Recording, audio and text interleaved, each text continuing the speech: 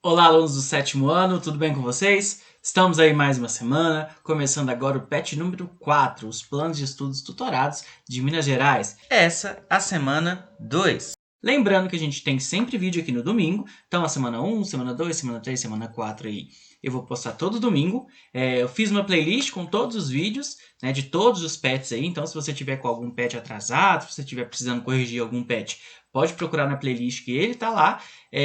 Não se esqueça de se inscrever no canal, curtir esse vídeo. Se precisar falar comigo, pode me procurar lá no Instagram.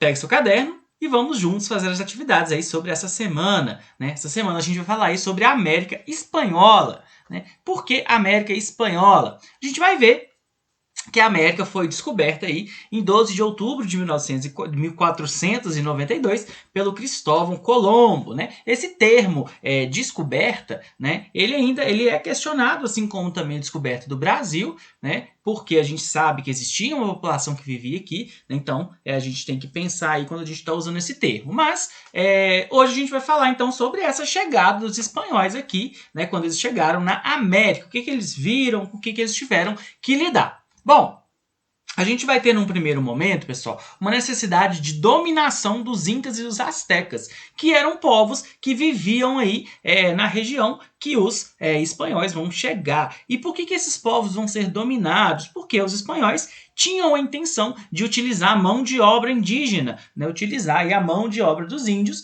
como forma de retirar as riquezas. E uma das grandes coisas que eles vão encontrar aqui na América vão ser os metais preciosos. Então, os portugueses, quando eles chegaram aqui no Brasil, eles encontraram ouro logo de cara. Já os espanhóis, não. Quando eles chegaram, né, na América Espanhola, eles encontraram metais preciosos. Então, eles vão começar a explorar essa riqueza. Como era um material extremamente precioso, né, que valia muito dinheiro, ele vai precisar aí dominar esse território e também vai precisar administrar esse território. E para isso ele vai ter que criar alguns órgãos, ele vai ter que dividir aí essa administração. A gente vai ter aí a administração da América Espanhola divididos aí em vice-reinos e capitanias, o vice-reino da Nova Granada, vice-reino da Espanha, da Nova Espanha, vice-reino do Peru, vice-reino do Rio da Prata e as capitanias. Capitania Geral de Cuba, Capitania Geral da Guatemala, Capitania Geral da Venezuela e Capitania Geral do Chile. E, além disso, a gente vai ter uma organização dessa administração. A gente tem em cima a coroa espanhola, né? Então a gente tem quem comanda tudo é a coroa espanhola, né? E a gente vai ter órgãos que ficam na Espanha e da América. Na Espanha, o Conselho das Índias e a Casa de Contratação. E na América, a gente vai ter os vice-reinos, capitanias gerais, audiências e cabildos. A gente vai ver o que significa cada um desses aí. E a sociedade, pessoal? A sociedade da América Espanhola, lembrando aí que a gente não está falando do Brasil nesse momento, ela era dividida entre os chapetones. Quem que eram os chapetones? Eles eram os espanhóis que vinham para a América. Então eles saíam lá da Espanha e vinham para a América para ocupar cargos. Eles tinham altos cargos com grandes privilégios, ok? Abaixo dele, a gente tinha os crioulos. Lembrando aí que são crioulos com dois L's, né? Criolhos. Né, o meu espanhol não é lá muito bom. Mas quem que eram os crioulos? Os crioulos eram o quê? Eles eram filhos de espanhóis. Então, os pais deles eram espanhóis, mas eles tinham nascido aqui na colônia. Eles tinham nascido na América Espanhola. Ok? Então, chapetones, espanhóis, nasceram lá na Espanha, vieram viver aqui. E os crioulos? Filhos desses espanhóis que viviam na América. Enquanto os chapetones tinham poder político e poder econômico, os crioulos eles tinham mais poder econômico. Por quê? Porque os pais deles tinham poder, mas eles não podiam ocupar grandes cargos, né? Eles ocupavam mais cargos locais, beleza? A gente vai ter os mestiços. Os mestiços eram uma mistura aí, né, de espanhóis, índios, escravos africanos, né, que nasciam livres, e a gente vai ter também índios e negros, que eram explorados aí dentro dessa sociedade, ok? Então, no alto a gente tinha os chapetones, os espanhóis que vinham para a América, os crioulos, filhos de espanhóis que viviam na América, os mestiços e depois os índios e os negros escravizados, nessas pessoas que tinham sido escravizadas aí, beleza? Então essa aí era a sociedade espanhola. Agora, pessoal, vamos às atividades. Na número 1, está falando o seguinte: sabe-se que a sociedade colonial da América Espanhola era pautada na desigualdade social, divisão hierárquica de trabalho e representatividade política e da exploração violenta dos mais poderosos sobre as camadas mais necessitadas. De acordo com as informações contidas no texto acima e do seu livro didático, responda: quais os motivos que levaram a coroa espanhola a dividir as colônias em 4 vice-reinos? E aí, pessoal, eu trouxe um trecho do texto que tem no pet de vocês marcado. Olha só.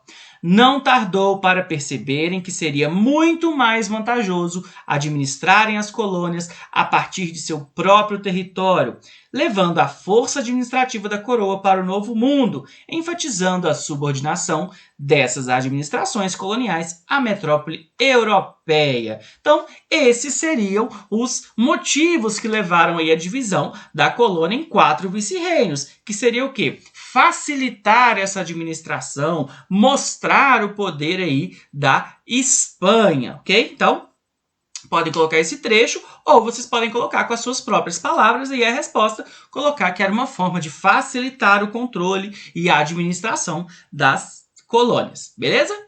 Na letra B, quais eram as funções dos cabildos? Então, novamente eu trouxe um trecho marcado do texto para resolver questões do âmbito local. Uma espécie de conselho municipal foi criado, os cabildos. Então, o que eram os cabildos? Eram, né, aquela responsável pela organização municipal, né? Então, ele não tinha um poder muito grande. Nesses cabildos, os crioulos, né, podiam participar, beleza? Então, vocês podem colocar aí com as palavras de vocês ou copiar esse trecho do texto. Agora, como funcionava o sistema de exploração da encomenda e da mita? Então, pessoal, eu falei para vocês que os índios vão ser utilizados aí como mão de obra. E a gente vai ter 2 formas principais de exploração desse trabalho: a encomenda e a mita. Vou explicar cada uma delas para vocês. O que era a encomenda? Os espanhóis cobravam tributos dos indígenas que eram pagos com trabalhos nas minas. Em troca, promoviam a catequese desses nativos. Então, os índios eles tinham que pagar um imposto, né? E esse imposto era pago em forma de trabalho. Então, eles trabalhavam nas minas retirando metais preciosos, né? Então, era um trabalho extremamente exaustivo, era um trabalho extremamente difícil. E o que eles ganhavam em troca? Eles ganhavam a catequese. Então, eles eram ensinados, né, sobre a religião cristã, ok? E o que era a mita?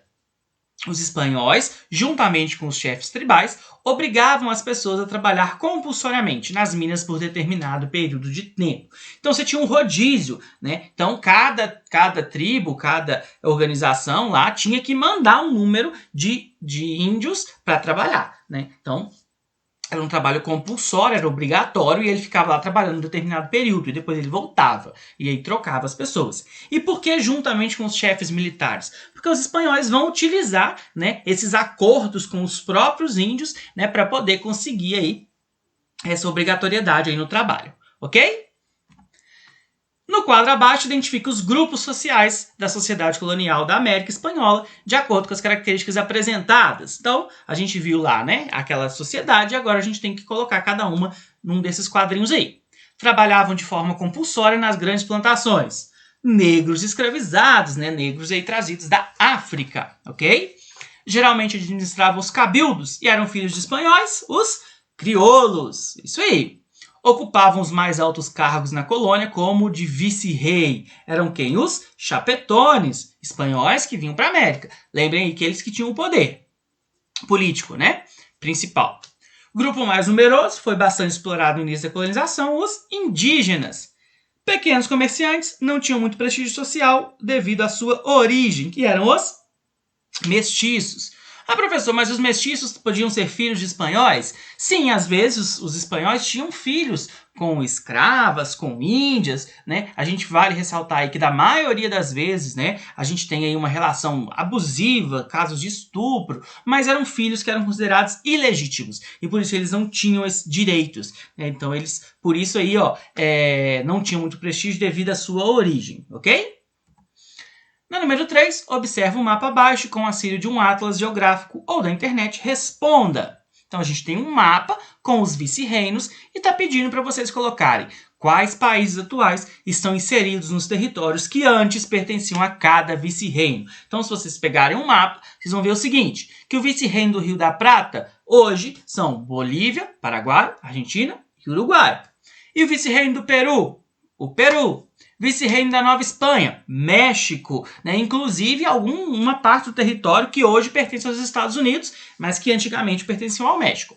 O vice-reino da Nova Granada, Equador, Colômbia e Panamá. Beleza? Bom, pessoal, então é isso. Bons estudos. Se precisarem falar comigo, pode me procurar lá no Instagram. Não se esqueça de se inscrever no canal, curtir esse vídeo. Meus alunos, por favor, me mandem as atividades. Domingo que vem a gente se vê por aqui. Valeu, até mais!